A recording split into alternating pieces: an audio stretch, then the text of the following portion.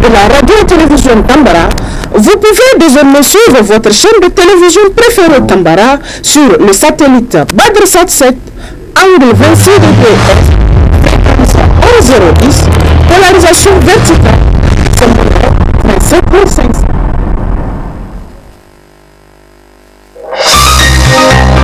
Suivez le journal avec STM Transport Voyageurs. Une nouvelle façon de voyager.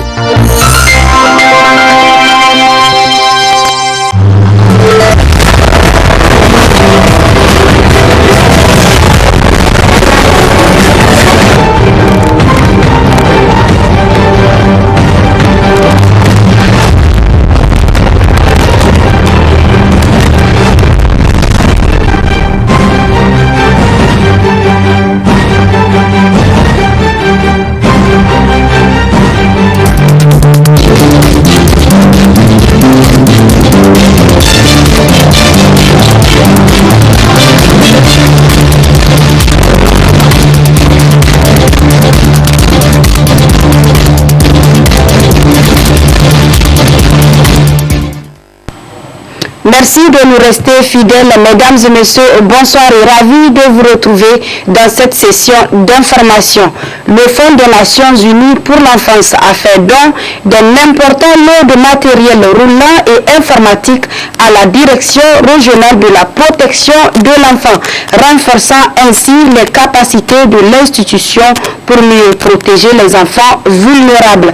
La cérémonie a été présidée par la ministre de la Population, de l'Action sociale et de la solidarité nationale, professeur Sidi Kouramoto Jarmakoy Seyni, en présence d'autres invités de marque. Compte rendu Ibrahima Abdelkader et Abdelmoumouni Abdraman.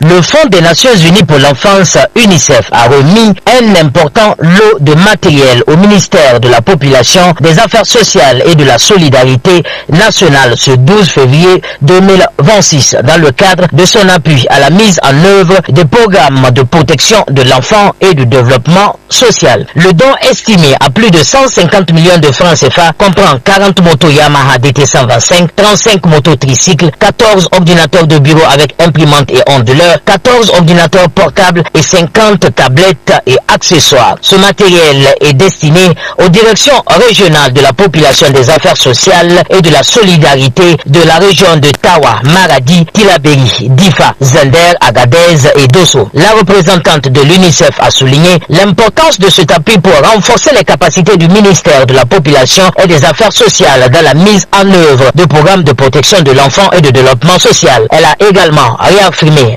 l'engagement de l'UNICEF à soutenir le gouvernement nigérien dans ses efforts pour améliorer la situation des enfants et des femmes au Niger. Pour laisser place ensuite à la ministre pour son allocution. L'UNICEF accompagne depuis plusieurs années les efforts du gouvernement du Niger à travers votre ministère, Madame la Ministre, pour consolider et moderniser le système national de protection de l'enfant afin qu'il soit plus efficace, plus équitable et plus résilient. Cet engagement s'est notamment traduit depuis 2019 par l'appui à la digitalisation du système de gestion de l'information de la protection de l'enfant, communément appelé CPIMS+, aujourd'hui opérationnel dans les 8 régions du pays. Ce système permet un meilleur suivi des cas des enfants à risque ou victimes d'exploitation et d'abus et une coordination renforcée entre acteurs avec une prise de décision fondée sur des données fiables. En 2025, grâce à cet appui technique et financier, les services de protection ont pu apporter une assistance à plus de 50 000 enfants à risque ou victimes de protection, de violation de leurs droits, contre 45 481 en 2024, traduisant ainsi une amélioration tangible de l'accès aux services. Au cours de la même année, nous avons plus de 250 000 femmes, filles et garçons qui ont bénéficié d'interventions d'atténuation de risques de violence basées sur le genre, d'accompagnement pour renforcer leurs compétences de vie et aussi pour un appui au niveau de la santé mentale et soutien psychosocial. Mais ceci n'est qu'un aperçu du travail accompli quotidiennement par les services de protection de l'enfance que nous souhaiterons une fois de plus ici saluer, qui ont permis depuis 2023 d'apporter des services de prévention et d'intervention à plus de 1,6 million d'enfants sur l'ensemble du territoire, y compris leurs parents, leurs familles et les communautés. Et je pense que ceci est à saluer. Ces résultats illustrent les progrès réalisés, mais aussi la nécessité de poursuivre les investissements structurels pour répondre à l'ampleur et à la complexité des besoins. Et ce matériel est destiné aux directions régionales de la promotion de la femme et de la protection de l'enfant, ainsi qu'aux services de protection de l'enfant dans les différentes régions du pays. Ces équipements visent à renforcer la mobilité et la réactivité des équipes de terrain, améliorer la collecte, la gestion et la transmission des données, consolider les mécanismes de surveillance communautaire et de gestion des cas et faciliter ainsi la coordination entre les différents milieux locaux, régionaux et nationaux. Cet appui est destiné aux services de protection de l'enfant de certains départements de cette région du pays, et de même que la portion centrale. Tout bienfait mérite d'être communiqué. Donc il s'agit de 40 motos d'été 125, dont 2 unités pour Agadez, 4 unités pour la région de Dosso, 16 unités pour la région de Maradi, 4 unités pour la région de Tawa, 5 unités pour la région de Tillabéri et 9 unités pour la région de Zender. En ce qui concerne les motos tricycles, il y en a 35, répartis comme suit. 5 unités pour la région de Difa, 6 unités pour la région de Dosso, 4 unités pour la région de Maradi, 7 unités pour la région de Tawa et 13 unités pour la région de Tillabéri. Il y a aussi 14 ordinateurs portables répartis comme suit. 5 pour Maradi, pour la région de Maradi, 4 pour la région de Tawa et 5 pour la région de Zender. Il y a aussi 14 ordinateurs de bureau, des PC, avec 14 imprimantes et 14 onduleurs. Répartis comme suit. 5 pour la région de Maradi, 4 pour la région de Tawa et 5 pour la région de Zender. Il y a enfin 50 tablettes et accessoires qui sont répartis comme suit. 18 pour la région de Maradi, 16 pour la région de Tawa et 16 pour la région de Zender. Madame la représentante résidente de l'UNICEF, je tiens à saluer la qualité du partenariat stratégique qui unit le Niger et l'UNICEF, fondé sur une vision partagée de la promotion des droits humains, de l'équité et de la justice sociale. Ce partenariat contribue de manière significative au renforcement de notre système national de protection de l'enfant, tant dans les contextes de développement que dans les situations d'urgence. Le professeur Sideko Jarmakwe Ramatou Seini, ministre de la Population, des Affaires sociales, de la protection de l'enfant et de la solidarité nationale, a remercié le Fonds des Nations Unies pour l'enfance pour cet appui important. Elle a souligné également l'importance de ce don pour renforcer les capacités du ministère et améliorer les services de protection de l'enfant et de développement social au Niger. Autre aspect de cette édition, c'est un processus naturel qui concerne la moitié de l'humanité et pourtant il reste encore trop souvent entouré de silence, de gêne, voire même de tabous. Les règles font partie du quotidien des femmes pendant une grande partie de leur vie. Mais entre l'accès aux protections hygiéniques, les douleurs parfois invalidantes et l'accès sur le sujet, de nombreux défis subsistent pour lever le voile sur cette réalité biologique et sociale. Nous vous proposons de suivre notre entretien avec Dr Memouna Kadri. La menstruation, ou couramment appelée règle, est un phénomène normal. C'est un phénomène physiologique qui est caractérisé par un écoulement sanguin périodique dû à l'élimination de la muqueuse utérine et qui se produit chez la femme lorsqu'il n'y a pas de fécondation, et c'est là de la puberté jusqu'à la ménopause. Qui dit entretien dit également hygiène. Donc pour une bonne hygiène intime pendant la période de menstruation, il faut utiliser des sous-vêtements, de préférence des sous-vêtements en coton. Il faut changer des sous-vêtements chaque jour ou bien dès qu'ils s'étachent. Et puis les serviettes hygiéniques ou tampons, il faut les remplacer impérativement toutes les 4 à 6 heures au maximum. Il faut s'assurer également de laver les mains avant et après chaque changement de serviette hygiénique. Il est également important d'éviter d'utiliser les parfums en contact direct avec les serviettes hygiéniques, car cela peut impacter sur ce qu'on appelle la flore vaginale. Et ça peut ainsi entraîner des démangeaisons pouvant aller jusqu'aux infections mycosiques. Il est également important de faire sa toilette intime externe 1 à 2 fois pendant la période de chaque jour pour éviter les infections, mais avec de l'eau ou bien un produit adapté, mais qui ne modifie pas bien sûr la flore vaginale. En général, 2 types de produits sont utilisés en cas de menstruation. Ce sont les anti-inflammatoires et les antispasmodiques. Mais du fait que tous les produits ne conviennent pas à tout le monde, en cas d'allergie ou bien d'intolérance, la femme ou bien la jeune fille doit sans tarder se rendre dans un centre de santé où elle peut être prise en charge. Les serviettes hygiéniques utilisées en cas de menstruation, c'est les serviettes hygiéniques qu'on vend dans les pharmacies, dans les supermarchés, dans les marchés. Ce sont des serviettes hygiéniques modernes. Maintenant, pour celles qui ne peuvent pas s'en procurer, elles peuvent utiliser les bouts de paille.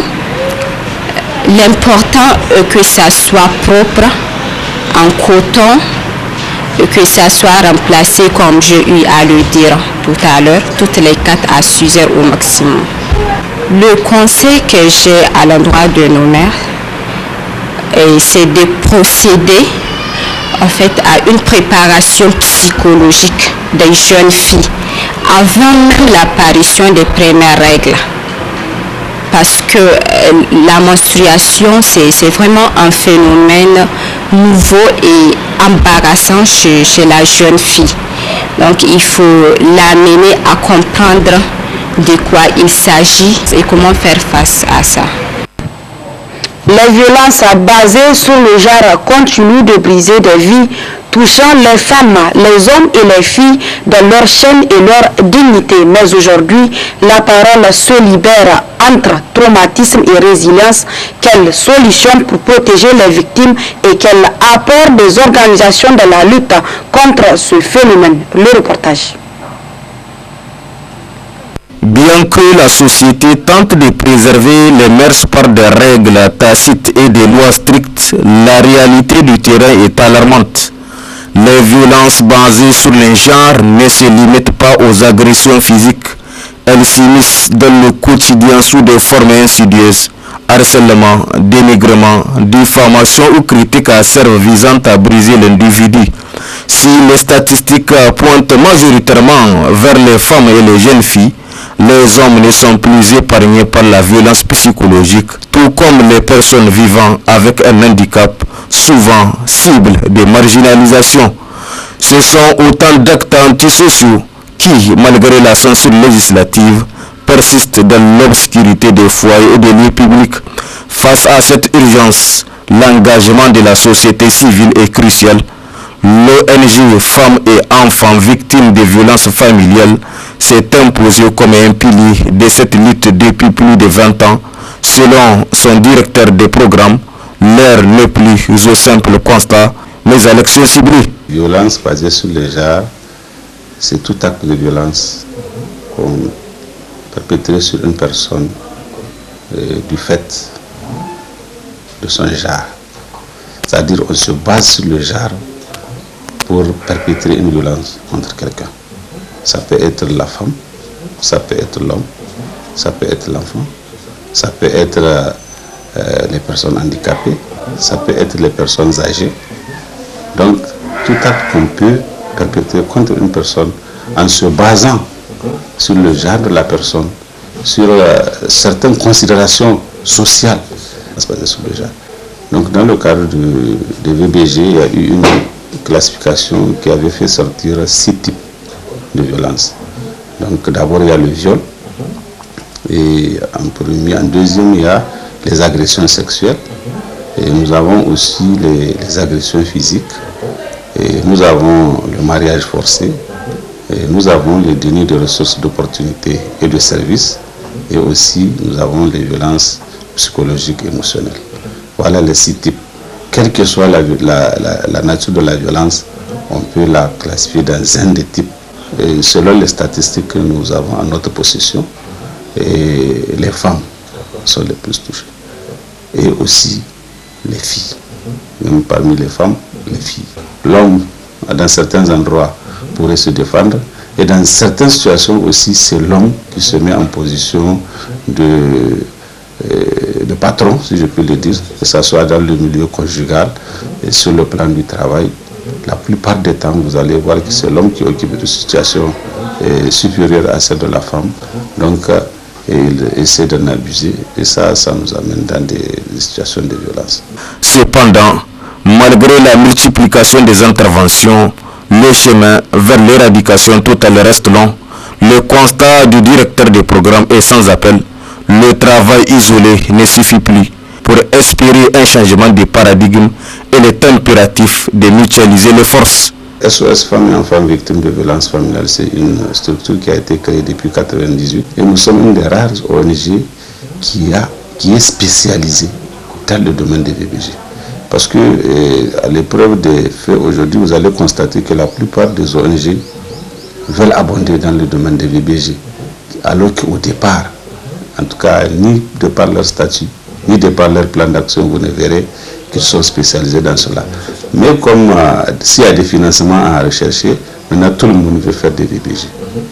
Mais nous, SOS, nous sommes spécialisés là-dedans et nous sommes restés dans les VBG depuis la création de cette structure. Et c'est ça qui nous porte et qui nous met en situation d'ONG pionnière aujourd'hui au Niger. SOS travaille sur un certain nombre de dimensions, notamment la première dimension d'intervention de SOS, d'abord c'est la prévention. Parce que quel que soit ce qu'on fait, la prévention elle est toujours importante. SOS fait la prévention. SOS aussi fait la réponse. Donc quand prévenir n'arrive pas à arranger, maintenant il faut répondre. La réponse c'est quand il y a des situations de violence qui sont là, il faut les gérer. Donc nous avons un mécanisme et nous avons un dispositif qui nous permet donc d'assurer la gestion efficace et efficiente des cas de VBG que nous recevons.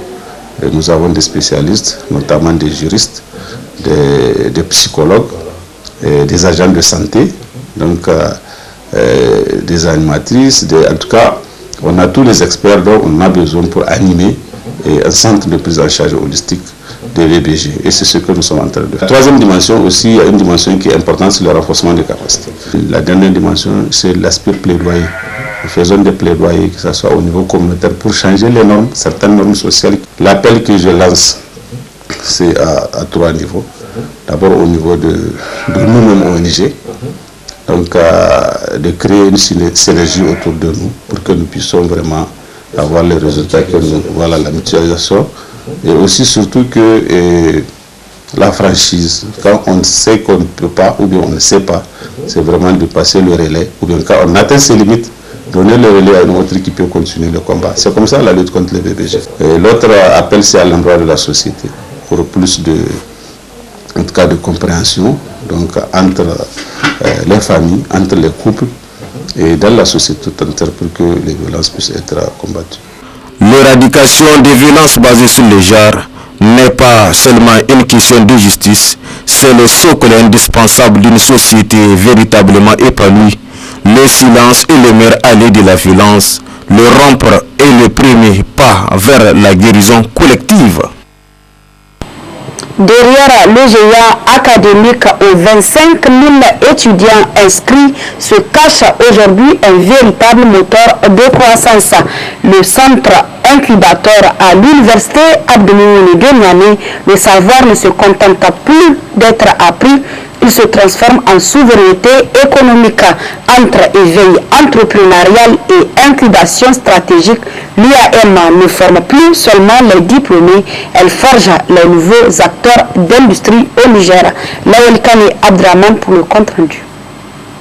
Le géant de Niamey change de visage. Avec plus de ses 25 000 inscrits, l'université Abdou Moumouni de Niamey ne se contente plus d'être un temple du savoir académique. Elle s'érige désormais en laboratoire de la souveraineté économique. Ici, une nouvelle génération d'étudiants troque la quête du diplôme salarié contre celle de l'autonomie financière. Entre ces murs, l'étudiant ne vient plus seulement apprendre, il vient entreprendre. Face à l'urgence du chômage des jeunes, l'UAM a pris une décision stratégique, transformer l'audace estudiantine en succès commercial. Pour ce faire, elle s'appuie sur son centre incubateur, véritable moteur de l'innovation au Niger. Pour garantir la réussite de ses futurs champions de l'économie, le centre a structuré un parcours d'excellence en 3 étapes clés, comme le souligne son responsable communication et marketing.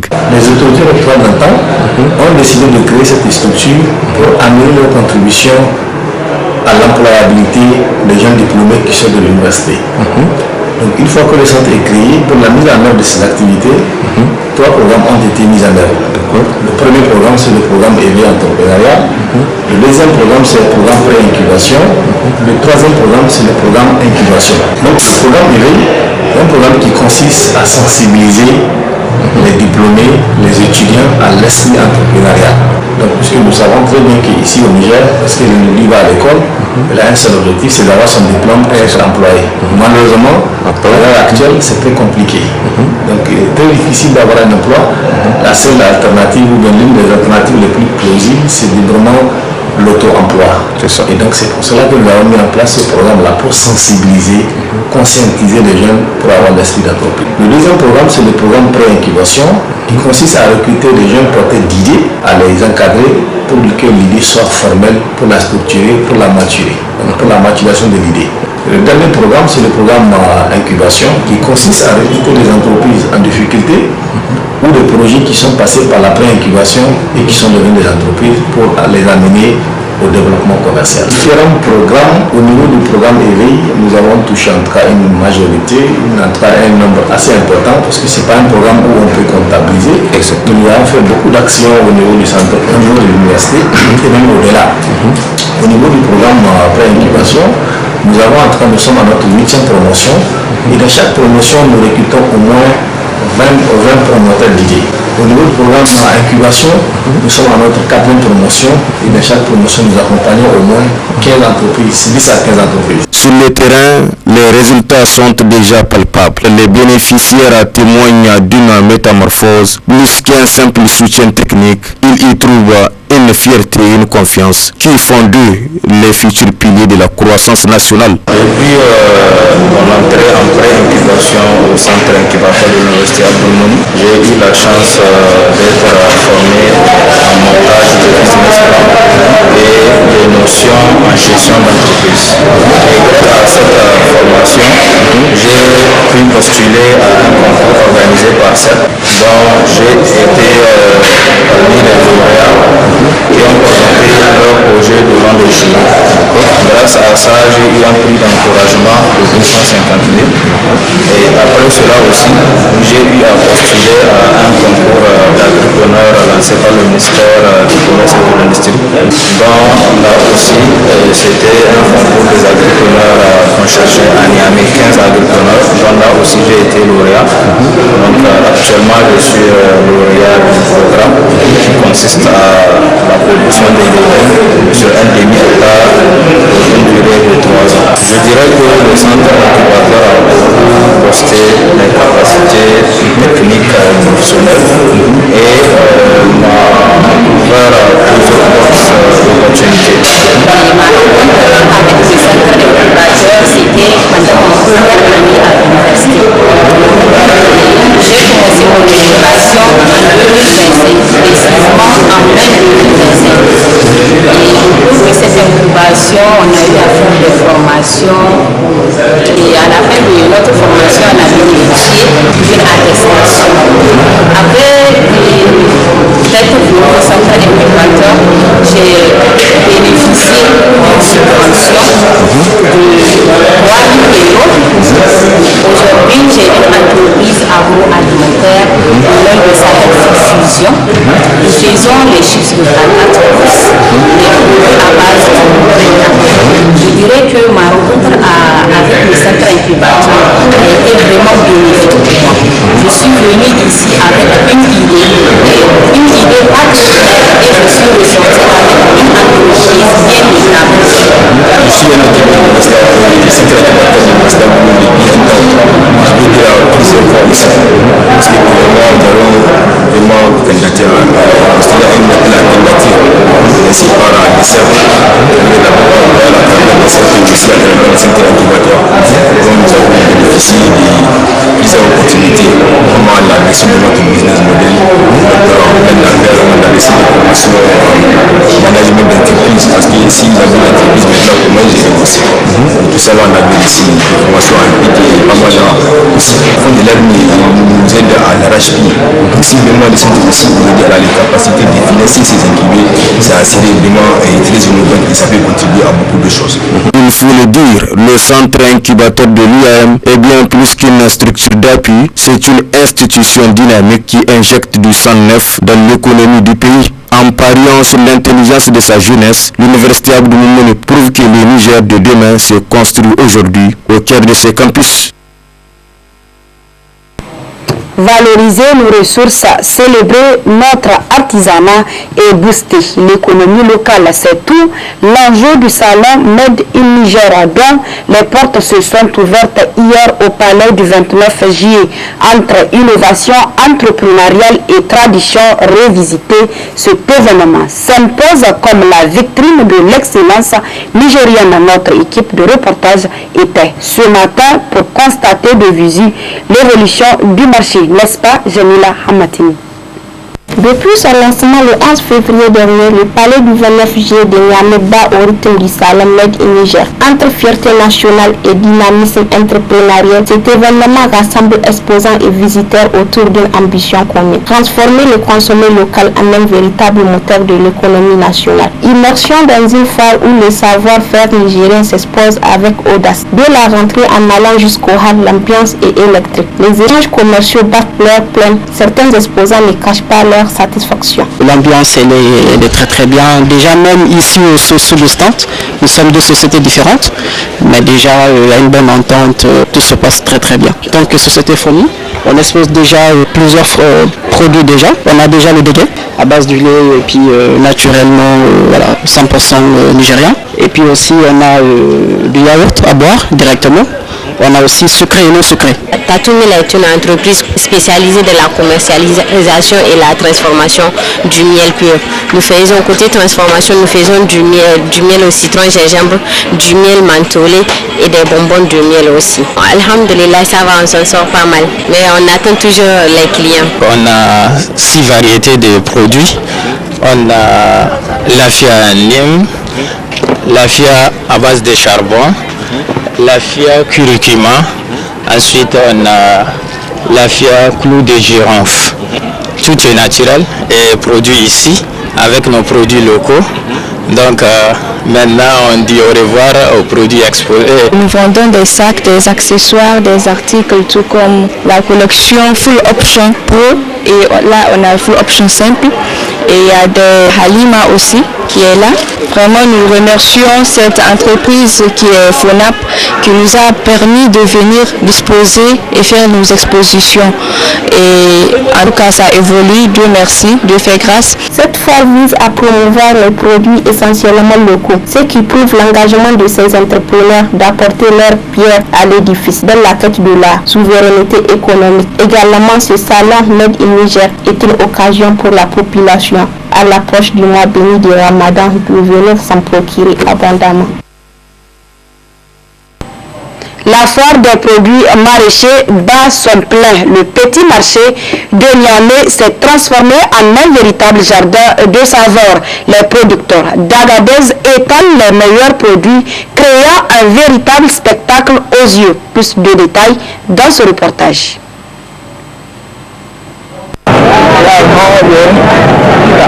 Le le petit marché s'est métamorphosé en un oasis de saveurs et de couleurs. Les produits maraîchers d'Agadez à l'honneur. L'ambiance était conviviale. Chaque étal rend un vibrant hommage à la terre fertile d'Agadez où les producteurs mettent toute leur passion à cultiver des merveilles. On y trouve une grande variété de fruits frais et légumes, tous cultivés localement. Les produits sont frais, de qualité et présentés de manière appétissante, un véritable épanouissement. Selon le président du comité d'organisation, tout se déroule comme prévu. Les produits maraîchers d'Agadez continuent de faire le buzz auprès des consommateurs. Le marché est dynamique et les affaires tourneront.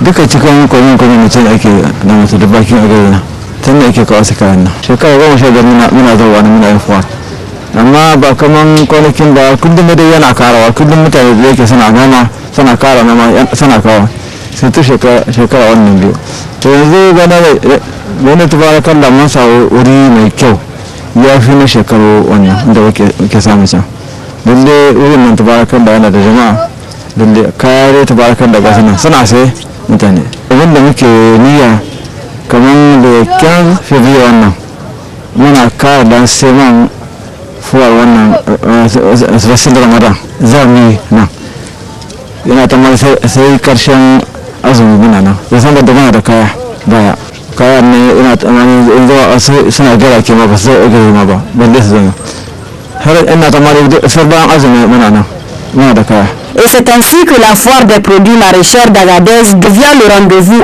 incontournable pour les amateurs de la gastronomie locale.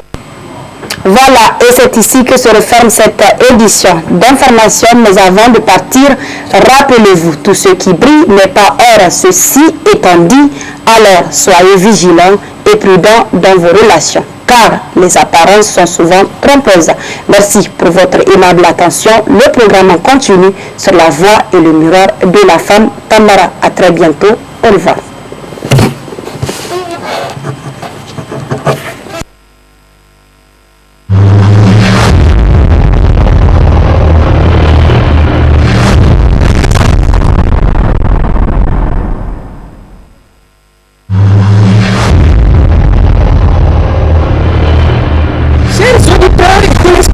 De la radio et télévision Tambara, vous pouvez désormais suivre votre chaîne de télévision préférée Tambara sur le satellite Badrsat 7, angle 26 degrés Est, fréquence 11010, polarisation verticale, symbole 27500.